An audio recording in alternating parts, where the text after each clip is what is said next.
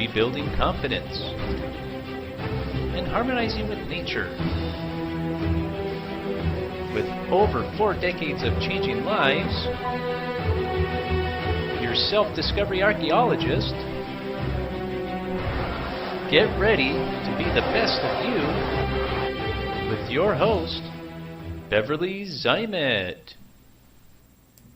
Hello everyone, and welcome to the Beverly Zymet Show, where being that best you just gets easier with every guest I have on here. My guest today is Terry Christine. She's calling in from Maryland. Welcome to the show. Oh, Beverly, thank you. I'm so honored to be here. I truly am. Yeah, we are just going to have a blast. I'm telling you, these shows are just getting crazier and more fun, and there's just so much information that's getting out here, and that's what it's all about. Because you know what? We need this. You know, the human element needs that connecting point, right? And you just can never learn enough. And it's interesting listening to the stories from the people that are coming on the show, you know, and they come from their heart, and it's just like, I feel so blessed to have you guys here, because it's changed my life, and it's helped me to reach out and discover new people, because I'm all about meeting new people, people of like minds, and sharing to the world an avenue that gives them hope, inspiration, and direction. So, what does Christine do out there in Maryland? Well, I have these superpowers. Good. I do. She's one of those. Yes. I am. I'm clairvoyant, I'm clairaudient, I'm clairsentient, and I'm an intuitive energy healer. So I have clients all over the world. There is no time and space with energy. I've been doing this for over 13 years now. I have written a book. She's got the book on it. I've written a book, yes. Okay. I teach intuitive development. But what I specialize is clearing the limiting beliefs within the subconscious. And I use my own intuition to read the blueprints within you so that I can tell you your story. You do not have to tell me your story. You know what? You just described my life. I mean, it's like, wait a minute. I'm in this body and you're in that body and we're doing the same thing. Right? This is great. Because, you're really talking my language. Because it is so true. I mean, that subconscious that runs on autopilot is what holds everybody back. You know, and being able to have that intuitiveness and being able to see past the physical body, you know, and see what's going on inside and outside in the energy field. Because we're all energy. Right? It's able to, you know, it's just like, wow, you know, when and you probably do the same thing, you know, you just scan through and you say, oh, well, we got a problem over here and we got a problem over there, and they're connected with this, and it goes back to this time in your childhood, and it starts with your mother, or, well, this is something your father did, or this was something that, your first boyfriend, you know, all these things, right? And they're looking at you like, huh? How do you know that? Right? Quite often, actually. Yeah. But it makes a difference. You know, it used to scare people. Now, you've been doing it for 13 years. That's great. Yeah. I've been doing this for 45 years. Ooh, yeah, it's a couple days longer, right? And I'm telling you, back then, it was like... Yeah. Were they running or backing up? Some of them were passing out almost, you know. But it was interesting, the extremes. I mean... Either people were right on and they were just like, oh my God, somebody finally gets me. Or they were like, I can't do this. You're too weird. This is too spooky. This is whatever, you know. And some of them, you know, would come around a little bit. Maybe they would just do a little bit of whatever, you know, until they kind of got comfortable. But it was usually extreme, but it's, you know, now it's different. But I want to hear more about the classes you teach, because I teach a psychic surgery class. So I work with 18 different chakras. and how to read that roadmap of the body, and then how to deliver and how to eliminate. I mean, we're not just talking energy, emotional, traumas and stuff. We're talking tumors and closing off, blood, that's seeping in where it shouldn't go. It's just all kinds of crazy stuff like that, And it's like, so, holy cow, speak away, girl. Well, I'm going to add a little bit more to that. I do hands-on healing. Yes. So over time, so the intuitive work is the remote work in the subconscious. But what I found is locally, I got a strong hit, as we magical people say, that I needed to start putting my hands on people. And because I can see within the body, I just scan and look. You can be in front of me, you could be wherever you are in the world. And then I'll scan it and I'll say, oh, are you having problems with this foot or whatever?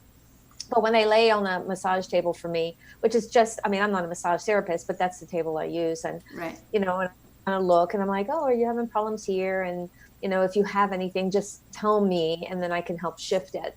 And normally what I'll do is, because of the years of practice, as certain things will sit in certain parts of the body. Yes, they do. Yeah. And so when they start coming to me and then I start scanning it, I'm like, oh, I know what's going on. And the left side is mom, the right side is dad, and the hips are support. And and so it's just patterns. And the more I work on people, the more I find, like an example right here in the side of the neck is rage and frustration. So of course, if it's the right side, you've raged on dad or very, very frustrated, like, clenching your teeth into the muscles. So, and that's just, again, patterns that I'll pick up within the human form. And, we were just talking about where, people back up and go, ooh, you're kind of weird. Right. And recently wives have physically been dragging their husbands to me because doctors can't figure out what's going on with them. And so I'll get them on the table and about 2 to 5 sessions later, they're back at work and looking really great again versus on their deathbed. And it's just been a combination of whatever has happened. Right. And that people can't figure it out. As a good example, a guy came, the wife dragged him in, said, I know if somebody can help him, you can. And he had surgery, just something, tennis elbow, it was something really easy.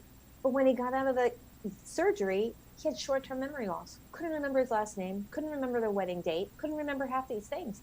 They were very scared. Went to a neurologist. There's nothing the matter with you. Right. So as soon as he laid on the table, I put my hands on his leg. I'm like, have you had an infection or a cut in this leg in the last 6 months? He goes, no. And I said, something is going on here. What is going on in your leg? Oh, I have this toe infection. And it turned into a nasty fungus. I said, how long has it been there? 4 years. Oh my goodness. I said, don't you think, probably what I'm assuming happened is when they gave him the IV, flushed it through, it probably flushed through some of the fungus in him. Right. And I said, okay. And then when I get the messages, because again, clairaudient, voyant, sentient, I got the message to go to a naturopath, clear your blood out, and have a podiatrist who specializes in diabetes to remove the toenail, clean it up, and you should be good. And that's what he did, and his memory started coming back. And that is those things are so real, and that kind of freaks people out, a while. But I think the awareness and everything now is so much more vivid because there's a lot more talk about it, and people are looking for something different because it's like, wow, I've been in that medical field for so long. It's crazy. I had a friend of mine whose husband was exposed to Agent Orange in the Vietnam era, and he was also had a lot of PTSD, right? And he was in intelligence and whatever, so he was one of those they used as a programmer because he was intuitive and they know, and so there was a lot of programming going on, and it was okay, but the more you're back out into the real world, shall we say, after that, the events, being in combat and stuff, you start crossing those barriers where they were supposed to be, just sectioned off, Yeah. and the sad part about it is, they give you all this training, months and months and months and months of training to Mm. go into combat. Mm. But when you're done after what, 3, 4 years, 5 years, some of them are longer, right? They bring you out of that environment, and they give you a week or 2 weeks to Wow. say, okay, we're going to delete all this. Right? Are you crazy? Right? Wow. So this man has suffered for, let's put, a lot of years. Vietnam was a long time ago, right? Yeah. And it had gotten really bad, and it has impacted his entire life. He is now a quadriplegic. He's trying to get back because of the damage from Agent Orange. Right. And there's a lot of veterans out there who have had Agent Orange. And there's Agent Orange, green, blue, purple. I mean, all different colors of it. But it's very destructive to the DNA. It has impacted their children, and it's also impacted their grandchildren. Yeah. So it's generational. And the sad part is a lot of people don't even know that what's going on with them, with their spouses who have been exposed to that.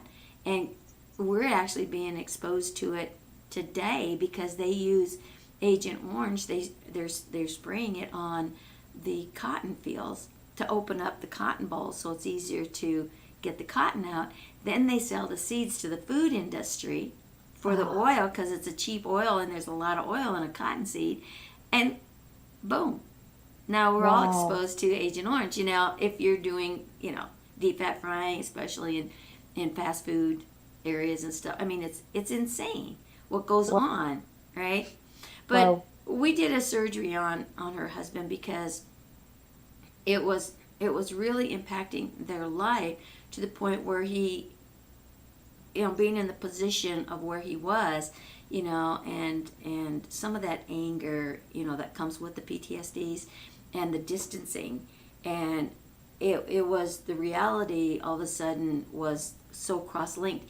He didn't know if he was on the battlefield or sitting in his wheelchair, right? Wow. And it just because he couldn't distinguish between what was what, and he was responding to this, right? Wow. Yeah. And he wanted it gone, and nothing has ever happened. And so what we did is we went into some really deep psychic energy, hands-on surgery, whatever you want to call it, healing magic. aspect. Oh, magic! There you go.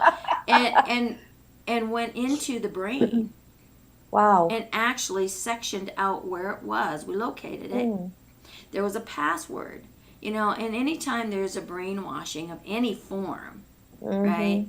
And especially with that military, it's pretty intense, and we asked him, what's the password? He gave us the password. He knew exactly what we were talking about because he is very intuitive.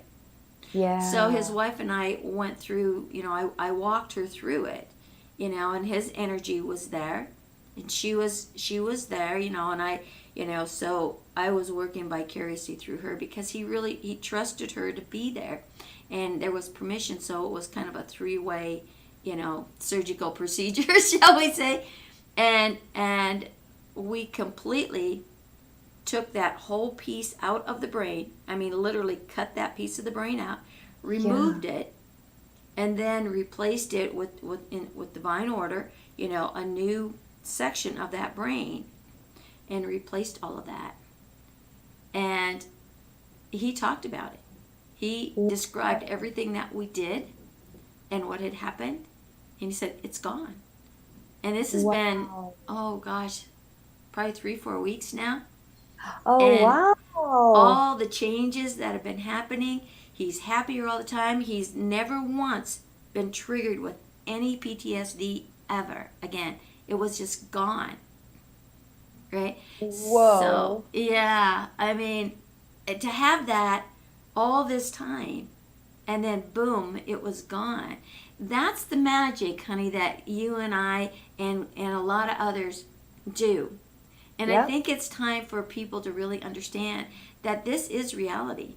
Yeah. We are energy beings, right? Yeah. And again, you don't have to believe, you have to trust. Yep.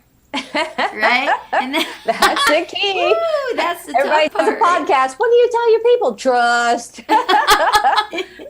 Exactly. You Right. know, I love your story. So you're letting me speak that cutting edge, edgy. Most of the time I'm on a podcast, I can't get to that edgy space. So years Well, ago, just get there. yes, thank you. Oh my God, I'm so excited. So years ago, it was at the beginning of my spiritual journey. So I was kind of, look at me as an apprentice. And I met these two other ladies. One was getting these downloads like a teacher. Mm-hmm. So we decided we were going to create this new modality. And it was going to be the three of us.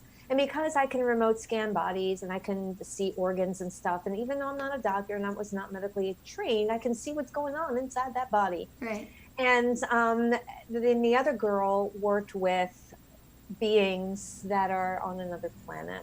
Okay, we're just going to be real here. Oh, you're still talking my language, honey.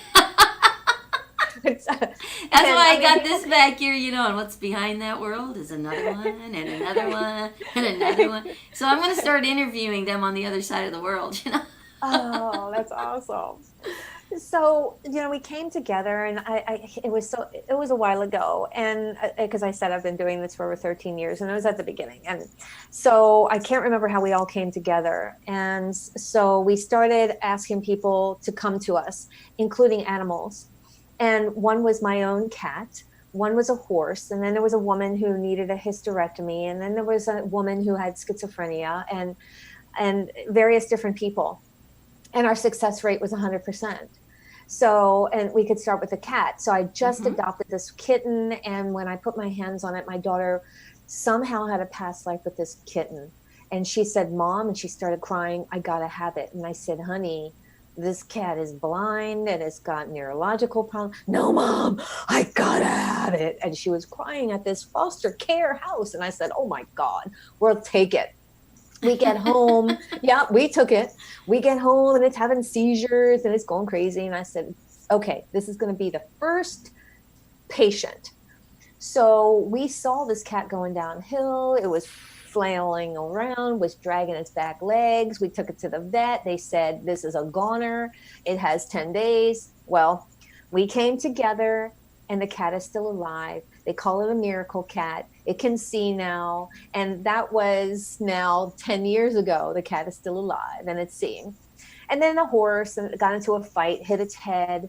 Then blood was coming out because then it was losing its hair. It was getting all black right there in the front of the, because it got into a fight with another horse and it hit a pole. And it was her race horse. She thought she was going to have to put it down. I saw the crack in the bone. I saw what was going on. Then with the alien energy and then the outline from the third girl of what we're supposed to be doing. And we healed the horse and all these other things. But the schizophrenic, let's talk about this one. So I looked at it as I'm so excited. Can't you tell? I'm loving it. I got a lot of viewers out here that are going to love it too, because, it is a fact of life. And like I said, it's starting to come more out into the mainstream, which is really good. Yeah. Yeah. And, if it doesn't resonate with you, that's right. Good. I love you. It's okay. But when it does, you get so excited to know that we can help in such a profound way that it doesn't have to be a physical doctor operating on you, or you don't have to put your animals down anymore. And it's just so powerful for me. And so for the schizophrenic woman, is this one guy's mother. She was way out there. And because I was on the job training, I was actually able to see the instruments that they were using, meaning they as the beings far away, and how they were rearranging her brain. I saw the triggering going off wrong in her brain, and then I saw the difference between the skull and the brain itself. There was something going on in between that space. And because I could see it all, we were able to go deep into defining exactly how we needed to shift it. And then she got a job. She stopped going berserko. She was able to start making money. And we did it with her consent remotely. because all of these years, they were from a very wealthy family, but everyone disowned her. So she was almost like a homeless person. And so with that, he was, I mean, this kid was like 21. He was crying every time because of what we could help and no one else could. Right. So, and it was just amazing how I felt that, again, the on a job training that they were showing me and guiding me, because I was the only one that was trained to remote scan bodies and how to see it. But then things I didn't know. And when they showed it to me, the girl who was bringing in the alien energy, I said, okay, what does this mean? And so then I now understand where I am today because of all of the experiences, the on the job training that I had. Yeah, Right? and that's the best way to get it. That is to it. It's thank you for sharing that, because it is so true, and it's a beautiful story. To be able to, bring three of you together like that and to experience that. So when you're working in that avenue of that energy healing, psychic surgery, whatever you want to label it, right? Yep. Every one of us, every human on the planet has a medical team in your energy, in your spirit body, okay? There's a medical team for each and every one of you. When you start learning and understanding the importance of breath and quieting the self, and really start going inward and looking what's going on within your own body, and just feeling it, close these eyes. These are the ones that hold you blind. Right, and your breath is going to help that peacefulness to go within. And I know you all got extra time out there now because you can't be doing the things you used to do. So don't give me that excuse. I don't have time for this. No, that ain't gonna fly. Exactly. And so when you begin to do that and start understanding that, and you can, I mean, if you have an issue going on in your body, call in your medical team. They'll be there. Yeah. That's their job. Right? That's their positioning. You are an energy being. And when when you're able to watch it, Terry, like what you did, right? And saw the bits of the pieces and things moving and everything. Well, that right there is, it's like being in a surgical room with a regular, surgeon on this planet, dimension, whatever you want to call it, right? Yeah. And watching them as they open up, a person and start, doing all of that.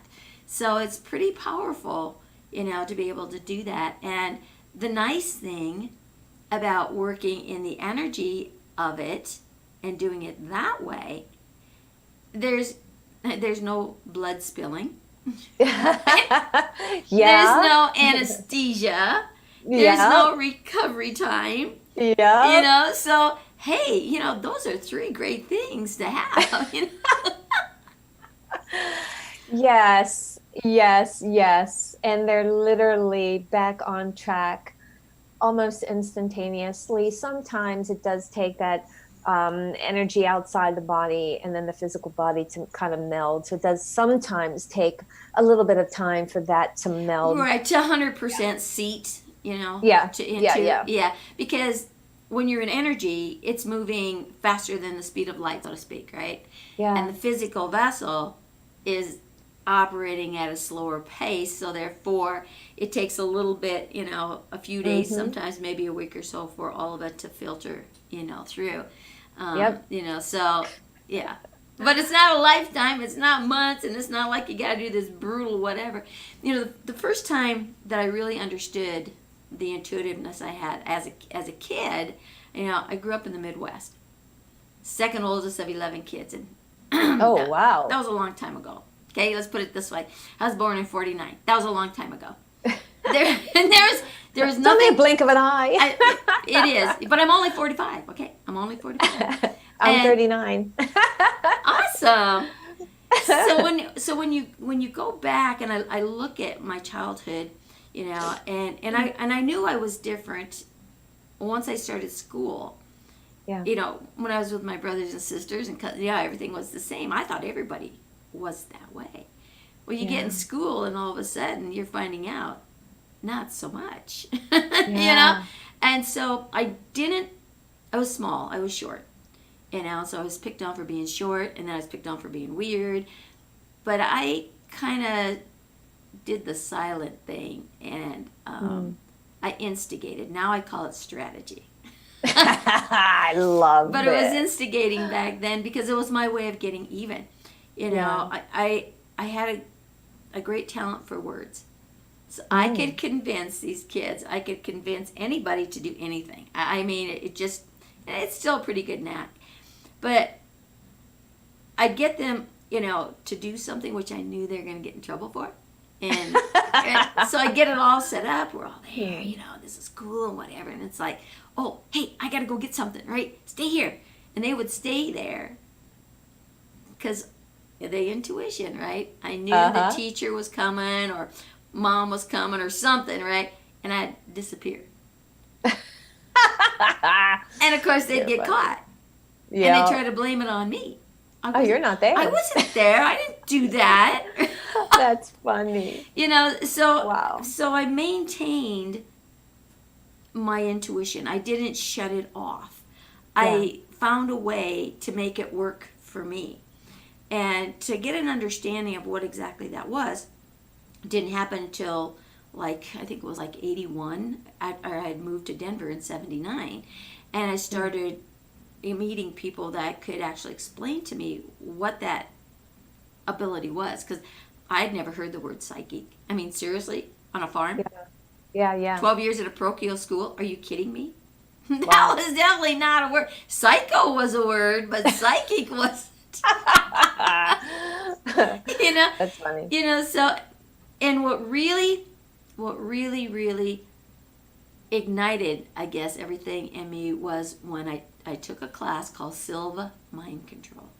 Oh. And that's how I learned how to meditate. Oh, really? Well, yes. Oh, that was my first major awakening to understanding what that energy work was, what that intuition was.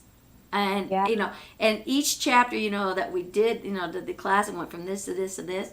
But the last one was that remote viewing. Oh. Which is something I had been doing all my life. Oh my gosh, that was like, that's what this is? Oh my gosh. And that was my first real opening and start of the energy healing and the psychic surgery work and stuff. And I did that through the 80s, kind of more like channeling and opening and just being, involved with it that way. But meeting certain people, and I was on my journey, finding my identity, and because I had lost it in 1974, it was time for a change, and so I worked on starting really to get me back, whoever that was, because it wasn't, I was nothing but association. But so as we went, through the 80s, and then I moved into Vegas and really got connected with some big metaphysical groups and stuff. And that just made everything else soar. I knew I had alien connection, other world connections, whatever you want to call it, because I flew with them as a child. I would leave my body and fly, with the birds. I was sexually assaulted in the church as a child, and the things that were going on, it was happening to the physical body, and it's like, whatever, and I would just leave my body and go do my thing, right? And then I would come back, so it didn't impact me that way. And, so really opening up to that full metaphysical realm, and then having that interaction, because there was a lot of alien activity around that Vegas area. I mean, hey, there's Area 51 that's non-existent, right? Yep. Yeah, right? Yep. Oh, yeah, it's non-existent, right? That's another day story, right? So being able to reconnect and to follow through with all of that stuff was pretty interesting. And it just kind of expanded things. And then I connected with another gal who was also doing energy healing and that psychic surgery work. And we connected, and we did some really powerful things on the planet and working, there was a lot of reptilian at that time that was infiltrating and causing a lot of havoc. So you're working with that, and we closed portals, so they weren't able to enter into the arena, and just all kinds of things like that, right? And that really put me in a position, because I was in the automotive industry for a long time, and even when I moved to Vegas. But in 97, it was time for me to just go and really just be me in these avenues of what my energy healing work was, and my teachings, and doing workshops and classes, and so I got an RV, and my first RV, the brand was called Born Free. Seriously, look it up. There's really, and it's still there. I know, I've seen it on the road. Yeah, I'm on the road a lot. I grew up like 10 miles from the factory. Wow. Yeah. And so as a child, every time we went and got groceries in Humboldt, or went down to see my aunt and uncle and stuff, whatever, guess what? You had to go by that factory, right? And we'd go to carnivals and fairs and stuff like that. They always had their vehicles there, whatever, and they had this little lion, because that movie was out, Born Free. Yeah. And they kind of used that, and so they had that little lion. And they did a lot of work with the lions and the preserves and stuff. So it was their nonprofit, that they followed and everything. So it was just really cool. So you gotta pet this lion, right? So that instills. But I can remember at 5 years old, I said, someday I'm gonna own one of those. Nice. And when I got the message from Spirit that said, hey, because I was traveling, flying here and there, and it's like, God, there's got to be a better way, because this is crazy. Just flying here and there in a week here and there. I was like, and they said, get an RV. Yeah. Well, guess what? Ding, ding, ding, ding. I called John. Hey, this is where I am. This is what I want. And he says, oh, this is perfect. He says, I'm coming out to Vegas. We got this big convention going on, right? And they're going to showcase it. And he says, how about we get together for lunch? Okay. So we got together for lunch. I told him what I was doing, and he told me what he could do. He was getting this beautiful coach in that was going to be an upgrade, right? And he said, I can really get you a good price on this, right? And they were going to tear out the back, because I didn't need the bed back there. I needed an office, And so he said, just let me know. And I said, okay, deal. And in January, he called me. He said, I got it. It's yours. It's here with your name on it. Just let me know where you're standing, because I needed to have $20,000 down, right? There you go. Okay, so Manifester. Okay, so here I got to come with $20K, right? And it's like, how do I do this now? So I start this, and it's interesting. I get the message from Spirit to buy a ticket for March 18th. And I'm thinking, I got to have $20,000 before I get there, right? Now, I mean, I was garage selling. I was doing anything and everything that I could to get monies and stuff like that. Yeah, no kidding. And now we're like 3 days out from when I got to go, and I've got like, I don't know, $500-600, right? It's like, oh, wow. Okay. Okay, guys, you told me this. I got my ticket paid for. I'm headed back. They've done all the work, right? And it's like, all of a sudden, everything just bang, bang, bang. And the night before I got on my plane, the last 5,000 showed up. Wow. In 3 days. Nice. And so you have to look at that when you believe, you trust. Yeah, trust. It's like, it's not for you to know the how. It's to trust. And I guess because my guys want me to learn patience, which is, oh my gosh, I'm still fighting some of that. But I says to them, okay, you guys kind of cut it a little close, right? And you know what they said? Well, you didn't need it till now, so what's the difference? Aww. Oh, but you want me Right. to stress out until that moment. Right. But Yeah. there's truth to that. You don't. But sometimes, too, if you get, so you're saving up for something, right? Yeah. Something else comes along, so you rob Peter to pay Paul so Mary can have a good time. And then all of a sudden you're looking at, oh crap, now I'm short and I got to have it for this tomorrow, right? Yeah. So sometimes things work in your favor, you know? Absolutely. Totally Yeah. agree. Yeah. Yep. It's kind of like what's going on now, with I I had so many shows. I do a lot of mind, body, spirit events up and down the East Coast. I call it my community service Mm-hmm. because my rates are different, much different outside of those events. But I know that people are opening up to those events. They're coming in. They're getting mini sessions, and I have done thousands in the past 3 years. And after the lockdown, and then all those shows were canceled, Right. I just decided, you know what? Because I was so busy. Like I did 45 sessions in 2 days at one show alone. And I said, okay, this is the opportunity for me to be comfortable in the uncomfortable. Because, we Right. all are the human form. So we still have the emotional part of that. And then I realized, you know what? I'm in that present state right here, right now. Every day is right here, right now. And I said, I'm going to be okay every month, totally okay every month. And it is. I trust the universe. Clients come to me. I do podcasts, telesummits, and every month I am okay.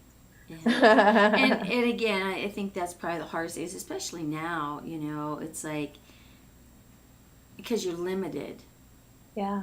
you know, you've been Yeah. told you're limited, Yeah. but you're really not, because the expansion of the mind is unlimited, so now it's an opportunity to move past those limitations that other people have put on you, and Yep. you believe that, right? Yep. So maybe you should start believing something different, Yep. right? And go get creative, really go in there. We all have those creative juices, right? Mm-hmm. Absolutely. Yeah. The challenge is that we start to, and the patterns live outside of ourselves, as you know. And then Right. everything is, what's tomorrow? What's next week? What's next month? And, oh, I've got to do this in order to have that. And Right. that, again, is stepping outside, as you know, and I'm sure your listeners have heard. But I'm grateful for what has occurred. Number one, I was more grateful for the planet itself. I had already gotten a hit that things were going to heal very quickly. Right. And I had even heard, if they gave it another 2 months, we did have 2 more months. And now in my community alone, I live in a cul-de-sac, so a dead end. And there's trees all around, and there's only 75 townhouses. So we're kind of off the main road, but it's just a little ways. And I'm seeing chipmunks that I've never seen before run around in the front of my house. And of course, more prevalent are the deers, but little chipmunks that I've never seen. And so now they're being more playful and not so fearful, and the traffic is slower so that they can have fun like we're having fun, right? Right. Thank you for sharing that, because that is so true. When you look at, I look at it as, has so many different meanings, right? And it's not, don't look at it as being locked down. Look at it as a time to really be inspired and start that inner journey. But when you look at nature, nature's been warning us for a long time. Yeah. We're having fires over here. We're having tsunamis over there. We're having earthquakes over here. We're having hurricanes. You betcha. Yep. And we are destroying the earth, the beauty of it. This is, when you destroy the exterior earth, you're destroying the physical body, because we're made out of the same substance. Yeah. Right? And so, earth is saying, hey, you guys straighten up here. You're polluting the heck out of me. You're polluting the heck out of your bodies. It's time for a change, And there was wake up call after wake up call. And finally she says, boom, let me just slap you right back here, And now, now get into your big selves, right? Yeah. But so you look at, like you said, you You're seeing animals that weren't out before. You're That's seeing, right. you know, the pollution. The air is cleaner. We don't have Yep. this big brown cloud over top of, you know, Denver anymore. You can actually see Yep. downtown from way far away. You can Yep. actually see the mountains, you know. So there's a lot of shifting that's gone on, you know. Yep. And Cleaning. even NASA, I do have a client who works very high up in NASA, and she shared with me that they have seen the huge difference from the satellites looking onto the Earth, and how much cleaner and how much healthier our planet is. So Yeah. that is a total confirmation. Exactly, exactly. So hopefully, you know, the waters can get cleaned out, you know, because we're seeing it on the outside. And I think there's a lot of work being done now too to clean up the oceans and things like that. And you Yeah. know, and what does that speak to us about? It says, clean up the mess in here. You Yeah. know, the physical, the emotional, the Yeah. mental, the Yeah. spiritual, right? Yeah. You know, Yeah. and you know, don't over concern yourself about the finances, because they're always going to be there. Nature will take care of itself. The human element will take care of itself. You Yeah. know, move out of that fear base, and there's this word coming: trust. Trust. Trust. Yeah, Absolutely. that's a big one. That's a big Absolutely. one. So, And you know, it can be a little challenging because, you know, if we're all um, trained, we were all trained from day one to live outside of ourselves. Oh, you have yeah. to see that, honey. Or, oh, in order for that to be, you have to, you know, and our parents teach us, and our grandparents, and society, and social media. Seeing is believing, really. Yes. If you Yeah. believe it, you will see it. And this, you know, we talked about the VR world, right? Yeah. So when you're talking about that believing thing, right?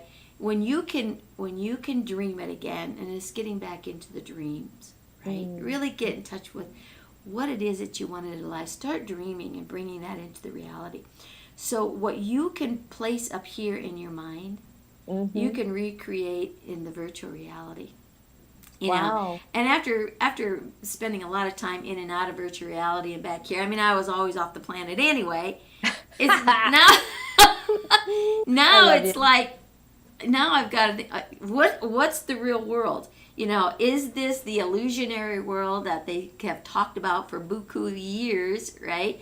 That what we're seeing here, you know, on this third dimensional planet, as being just that, an illusion, is the fifth dimension that you know, when you're in virtual reality, is that more real than this?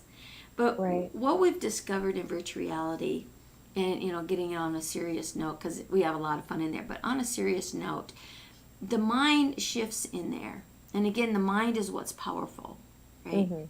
Because when you're there in that avatar form, all inhibition disappears. Everything, right? You don't have to worry about how you look, because you got your avatars. You don't have to put makeup on, you don't have to put clothes on if you don't. It doesn't matter. You know, it's a whole different world. But the mental health industry has been using it for probably the last 4 or 5 years, really extensively, Nice. for anxieties, phobias, fears, you know, the PTSDs, the schizophrenias, all of that. Because when you go into that environment, all inhibition is gone. So being, you know, the greatest fear is what? Standing on stage, being a public speaker, right? People would rather die.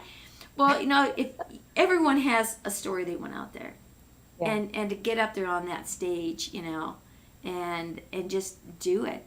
Well, we make available in the virtual reality world stages that you can get on, get through those inhibitions, right? You're up there in your avatar form, and you're speaking to a group of people that are out there, all in their avatars. Who cares? Right. The mind Yeah. says, hey, I am delivering a message to all these people out there, because they're real, they're interacting, they're connected, right?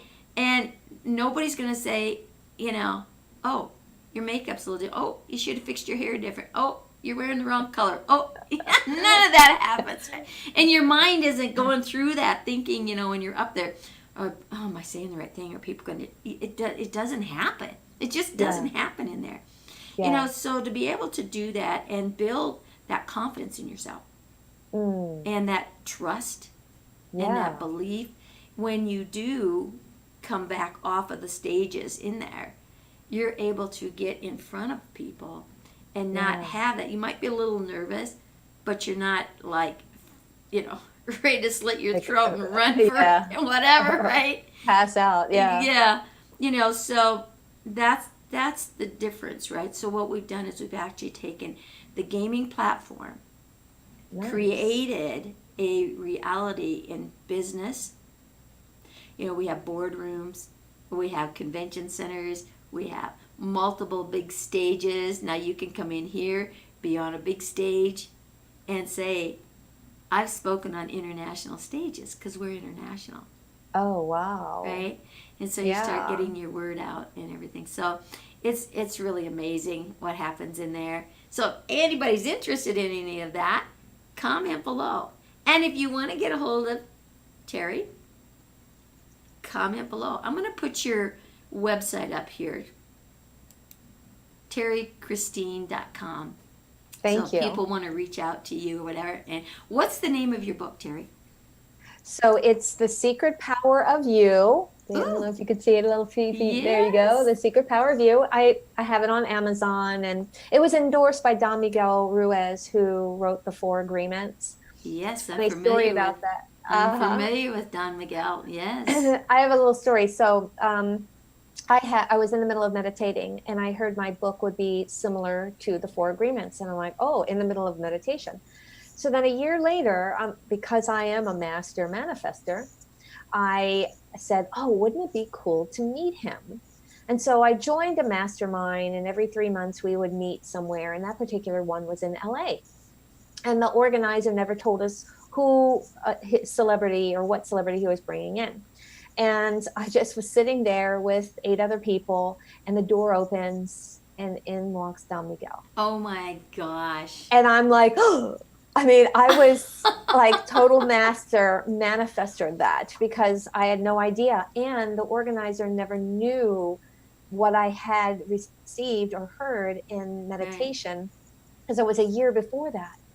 And when I sat down next to him, he was hugging me and talking to me. And I'm like, this is crazy. And then, he shared and said that he would endorse my book.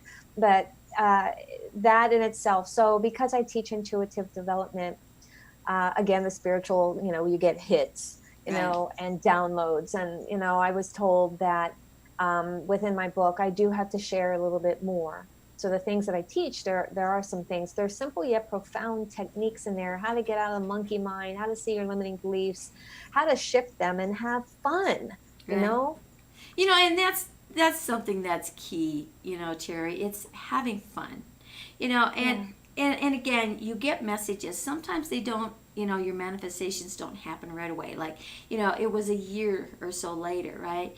When I got my RV, it was like, oh my gosh. I mean, I was 5 years old, and now I'm 45. So it took 40 years. But I'll tell you, when I drove that RV off of that lot, all of that came back.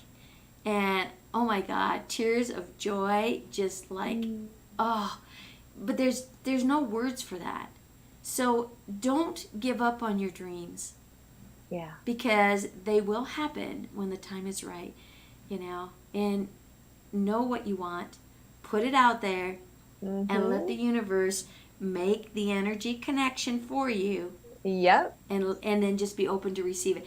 Don't think you're going to get it from that direction, because it might come from over there or over That's there, right. That's right. That is exactly right. I want to share just a tiny story. So I had been wanting to manifest being on national TV.